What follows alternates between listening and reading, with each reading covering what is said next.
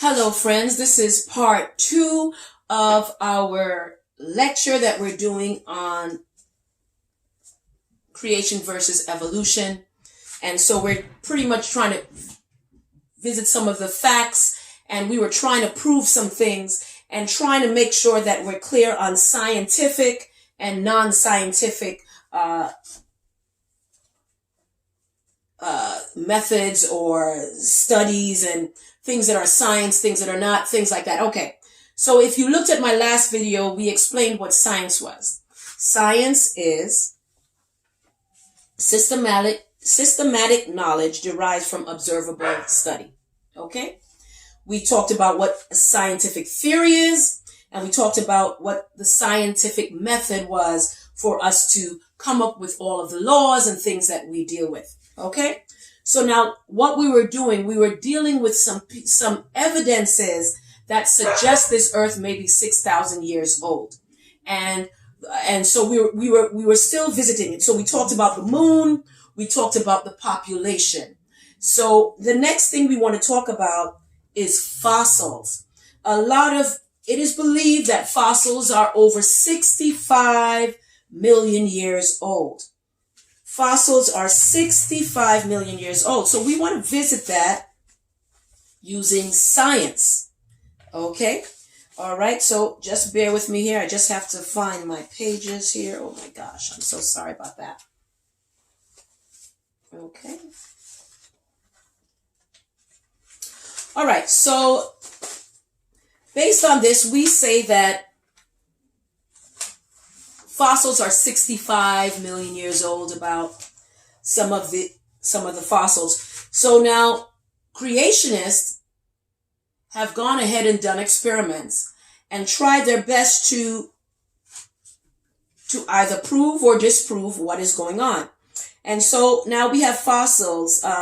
Dr. Mary Schweitzer, you can go online and check her. It's spelled Schweitzer.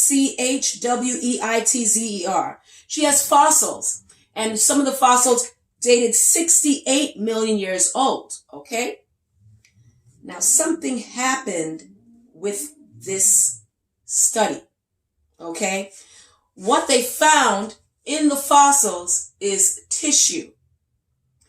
Tissue, by virtue of science, has been studied, and here's what they've come up with.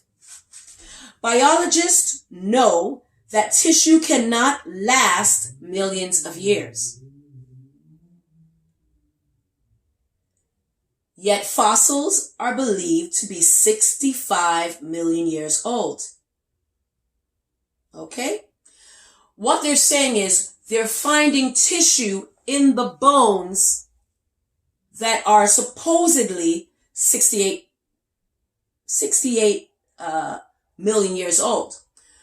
But biologists know that tissue cannot last that long. Okay? Even if you put them in liquid nitrogen or freeze them at 80 degrees Celsius, under a microscope, you see blood vessels in the fossils. Now, if you have evidence that disproves a theory, is it still considered science? That is something that you need to think about. Okay?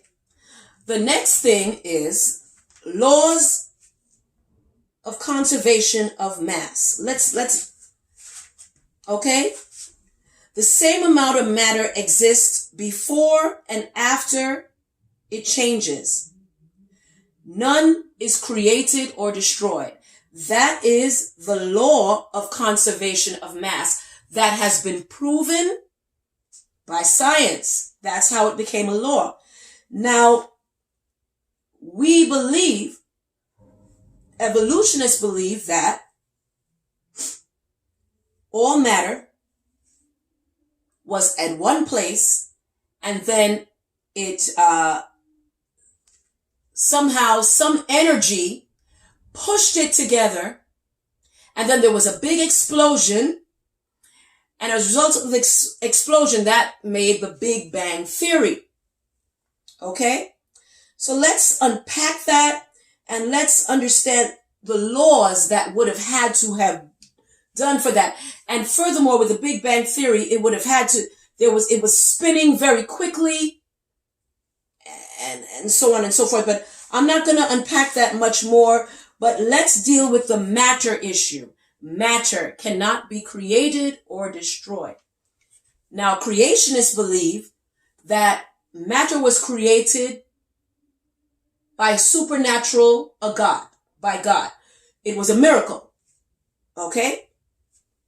Scientists, you ask a scientist, where did they get where did the dirt come from that was put together, or where did the mass come from?